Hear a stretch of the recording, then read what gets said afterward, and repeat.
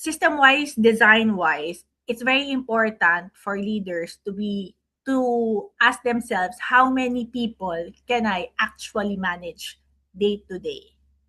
Okay? Because I know that for some people, the more the merrier, because Mm-hmm. it signifies what authority, power, and so on and so forth, or clout. But if you want to be an effective manager, you need really to manage those people. So theory wise, maybe 7 or 8 direct reports will be maximum. Less than that will be ideal. But more than that, I do not know how one can really manage the people and at the same time do the work. So that's number one.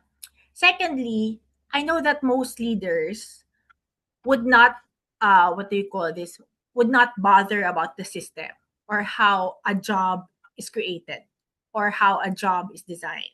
That's why in OD, I think most OD practitioners are really very sensitive about this. Like when they see a job description, oh, this is too hard. Or what what exactly would you want the person to deliver given all these mandates, given all these responsibilities?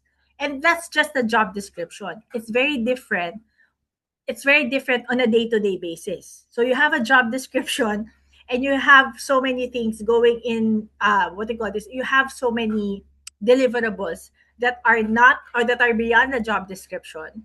But then you as a leader, you take it and take it and take it.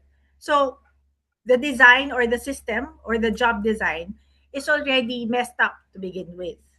So there, it's I think being a leader that's very conscientious and sensitive is the or can what you call can lead to effective management of a particular team. There. I like what you